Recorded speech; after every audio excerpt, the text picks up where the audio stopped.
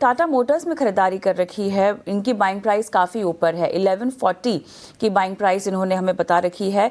Short term view है इनका हालांकि इसमें, और पीएफसी भी इन्होंने खरीदा हुआ है, लेकिन उसमें इनकी इन्वेस्टमेंट ड्यूरेशन काफ़ी लंबी है, लेकिन उसमें इनकी बाइंग प्राइस ये बता रहे हैं लगभग 520 की है।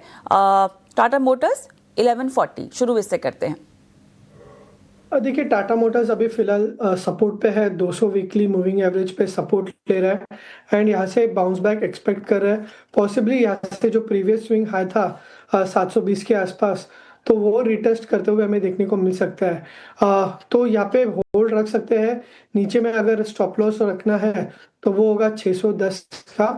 दूसरा जो काउंटर यहाँ पे हमने बात की है वो है पीएफसी के बारे में। तो पीएफसी में भी एक बॉटम आउट स्ट्रक्चर हमें देखने को मिल रहा है, तो यहाँ पे होल्ड रख सकते हैं। पॉजिटिव है, रीसेंट लोज जो है पीएफसी के, तो उसको होल्ड रखना चाहिए। चलिए, तो ये है राय आपको मिलती हुई इस वक्त नजर आती हुई। चलिए, परमार का मैं सवाल लूंगी। और सचिन, इन्होंने एबी कैपिटल में खरीदारी कर रखी है। ये कह रहे हैं इनके पास 512 शेयर्स हैं और बाइंग प्राइस इनकी 222 है, और 12 से 15 महीने जो हैं ये वो इस स्टॉक को दे सकते हैं। विजेंद्र साहब, अगर आप सुन रहे हैं तो राय आपकी लेंगे आपके सवाल पर।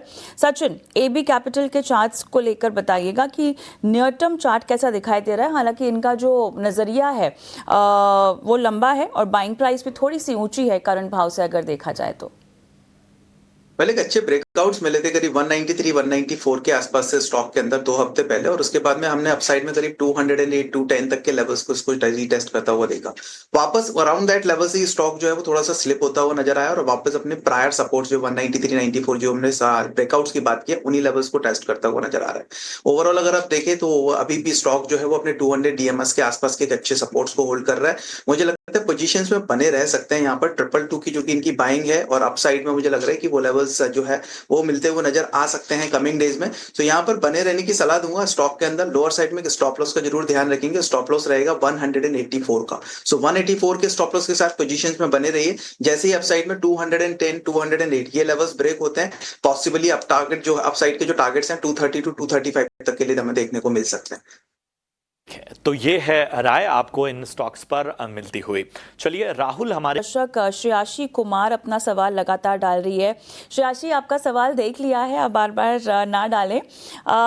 लॉन्ग टर्म व्यू है, एमआरएफ लिया हुआ है इन्होंने, और इनकी 2030 तक ये कह रही हैं कि एमआरएफ में जो है ये अपना निवेश करके रखेंगी। तो मेरे ख्याल से लॉन्ग टर्म व्यू के लिहाज से तो कोई प्रॉब्लम होनी नहीं चाहिए। इनकी बाइंग प्राइस ये 124,000। राजेश, मेरे साथ फोन लाइन पर आप मौजूद हैं। श्रेयाशी कुमारी का सवाल, एमआरएफ और लॉन्ग टर्म व्यू 2030 तक।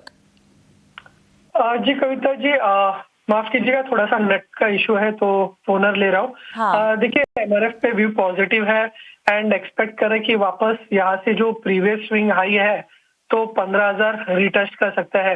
यहाँ पे काफी अच्छा रिबाउंड देखने को मिला है लास्ट कपल ऑफ वीक में, तो वापस मोमेंटम जो है पॉजिटिव साइड पे, तो डेफिनेटली बने रही है।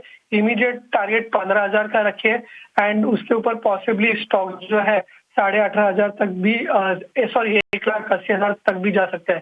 तो बायस पॉजिटिव है। पहला 1.5 लाख का टारगेट और फिर 1,80,000 का भी टारगेट आप एमआरएफ में एक्सपेक्ट कर सकते हैं। लाख का टारगेट पहला होगा, उसके बाद 1,80,000 तक के टारगेट्स भी लॉन्ग टर्म में आपको मिल सकते हैं। तो श्रेयाशी, रुकने की सलाह दी जा रही है। और भी दर्शक हैं, उनके